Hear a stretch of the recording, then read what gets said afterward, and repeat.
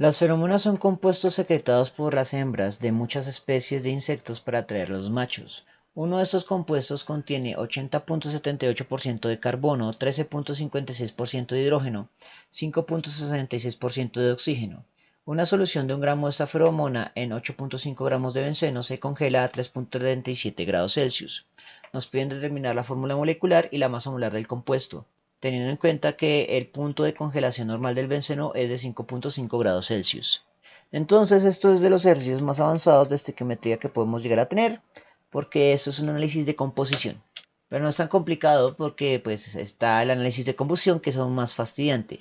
Entonces, ¿qué es lo que vamos a hacer acá? Vamos a hacer análisis de fórmula empírica, para lo cual vamos a plantear una reacción o una cuasi reacción química, en la cual tenemos un compuesto de fórmula molecular desconocida, pero que va a generar ciertos valores de carbono, hidrógeno y oxígeno, donde cada elemento va a funcionar como si se tratara de una sustancia, reservorio.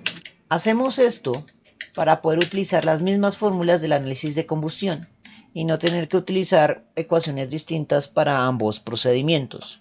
Lo mismo sería para factor de conversión, para evitar hacer un factor de conversión distinto para el análisis de porcentajes y para el análisis de combustiones. Esto lo vamos a necesitar para poderlo resolver por cualquiera de las dos técnicas. Entonces vamos a comenzar a resolver esto por factores de conversión. Lo primero que vamos a hacer es calcular las cantidades de sustancia. Bueno, como esto es largo, voy a necesitar copiar este enunciado para cada una de las técnicas. Ok, listo. Entonces, el primer objetivo es determinar la cantidad de sustancia de cada uno de los presentes. Para el análisis de porcentajes vamos a asumir que los porcentajes son masas directas. Eso quiere decir que voy a sustituir porcentual por gramo. Entonces, comencemos para el carbono. El dato clave, 80.78 gramos de carbono. Gramos de carbono que multiplica lo necesito dividiendo y multiplicando moles. El mol lleva la unidad teórica y la masa molar del carbono es 12.01. En el análisis dimensional, gramos de carbono que multiplica y gramos de carbono que divide se cancela. Eso me dará en moles de carbono. Y operamos la aritmética. 80.78 sobre 12.01. El resultado a cuatro cifras significativas sería de 6.726. Repetimos el mismo procedimiento para el siguiente elemento. 13.56 gramos de hidrógeno. Sería una mol de hidrógeno y la masa molar del hidrógeno pasa a ser 1.01. El análisis dimensional es el mismo, solo quedaría operar esto para hidrógeno. Sacamos calculadora y operamos eso. 13.56 sobre 1.01. El resultado sería de 13.43. Volvemos a repetir el procedimiento para el siguiente elemento, que es oxígeno. 5.66 gramos de oxígeno. Dividiendo en gramos de oxígeno, moles de oxígeno y la masa molar del oxígeno 16.00.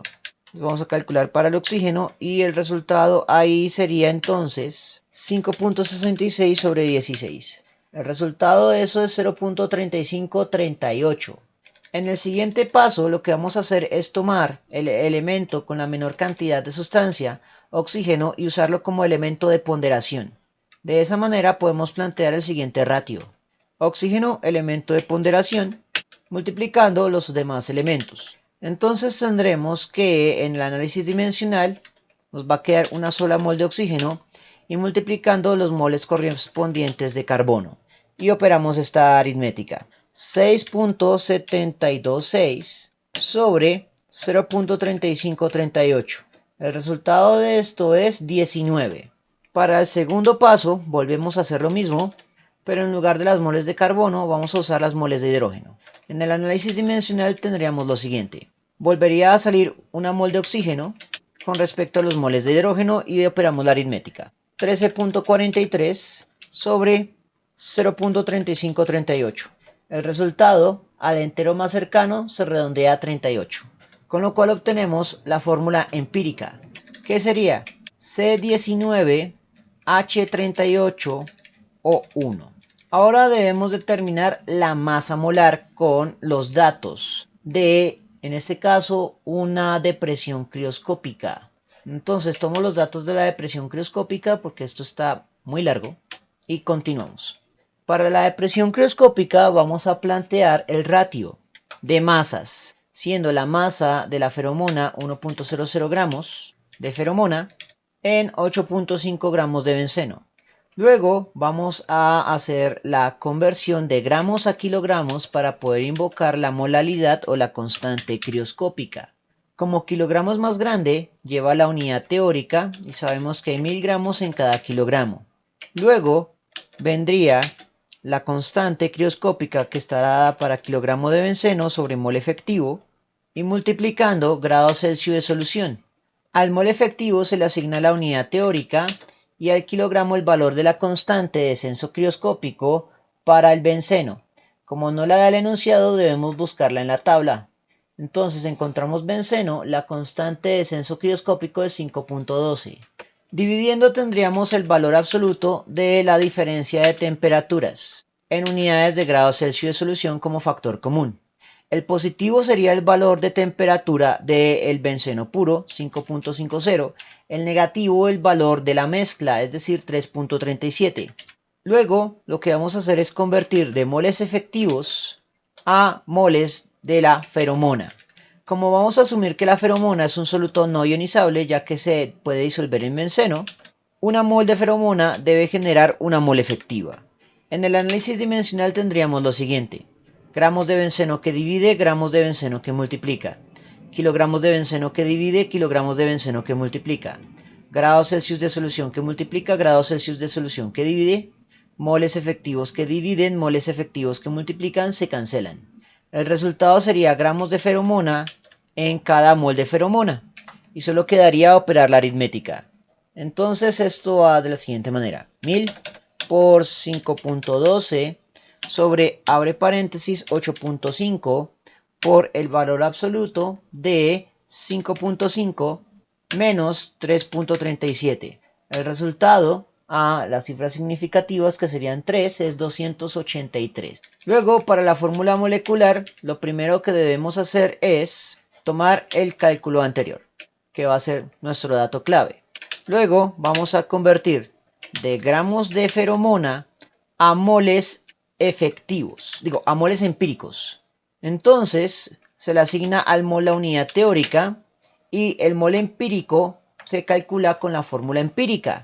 Entonces sería 12.01 por 19 más 1.01 por 38 más 16. Nuevamente, 12.01 por 19 más 1.01 por 38 más 16. El resultado es de 283 a tres cifras significativas. En consecuencia, gramo de feromona que multiplica, gramo de feromona que divide, 283 que multiplica, 283 que divide, se cancelan. Y nos indicaría que hay una mol empírica en cada mol de feromona. Por lo tanto, los subíndices empíricos son iguales a los subíndices moleculares, lo cual a su vez implica que la fórmula empírica es igual a la fórmula molecular. Y ahí terminaría este ejercicio por factores de conversión. Ahora miremos cómo se resuelve por teoremas de álgebra. Entonces, vamos a tener lo siguiente: el primer teorema y el segundo teorema es el que vamos a usar, el tercer no, porque este se usa para análisis de combustión. Ahora, como ambos teoremas los vamos a tener que usar más de dos veces, bueno, más de una vez, vale la pena es realizar análisis dimensional analítico y después resolver por tabla de datos. Entonces, ¿qué es lo que tendríamos acá? El subíndice, pues vamos a asumir que los subíndices siempre son 1 para este tipo de descomposiciones, así que lo podemos cancelar de plumazo. En segunda instancia, pues es sustituir para el análisis dimensional. La masa va a estar dada en gramos porque convertimos de plumazo el porcentual en gramos, igual que se hace por factores de conversión. Y la masa molar va en gramos sobre mol. Gramo que multiplica y gramo que divide se cancela y el resultado quedaría en moles, porque mol que divide una división en realidad multiplica. También vamos a hacer el análisis dimensional para la segunda fórmula, pero en realidad no es tan necesario porque es un ratio adimensional. Así que simplemente vamos a plantear dos tablas de datos. En la primera tabla de datos vamos a hacer la conversión desde la masa dada, utilizando la masa molar del elemento para obtener la cantidad de sustancia teniendo en cuenta la identidad. Esto se debe repetir para 1, 2 y 3 elementos involucrados. Entonces comencemos. 1 representa elementos del tipo 1 en el cual conocemos pues la masa. Luego tendríamos la masa dada de producto, es decir, de los elementos involucrados en este caso. Luego la masa molar del elemento, bueno, del producto involucrado, que pues serían los elementos, para determinar la cantidad de sustancia. Entonces sería para carbono, para hidrógeno, para oxígeno.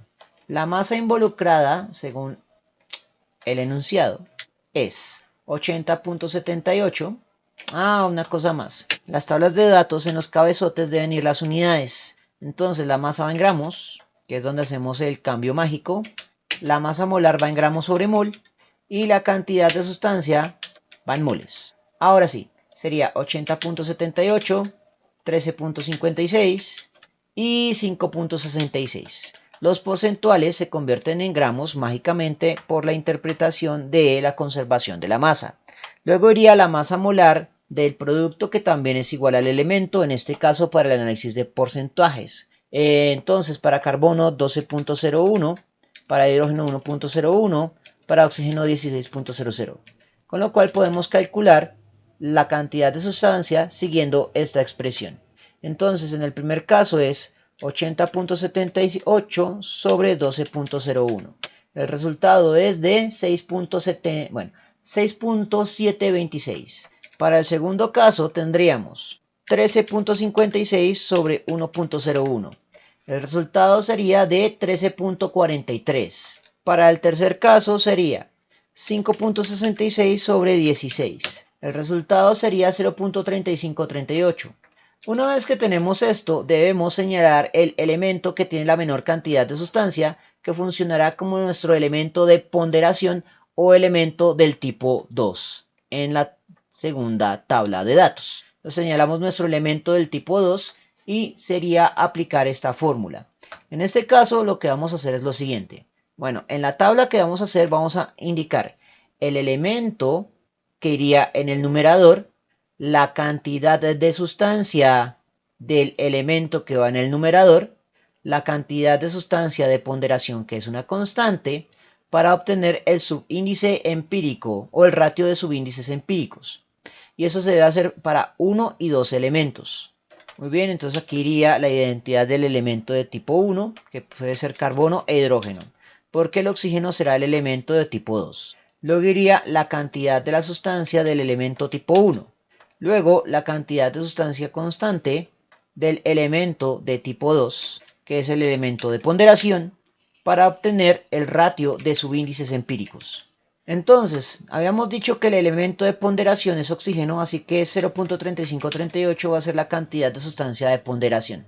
Nuevamente en los cabezotes tienen que ir las unidades.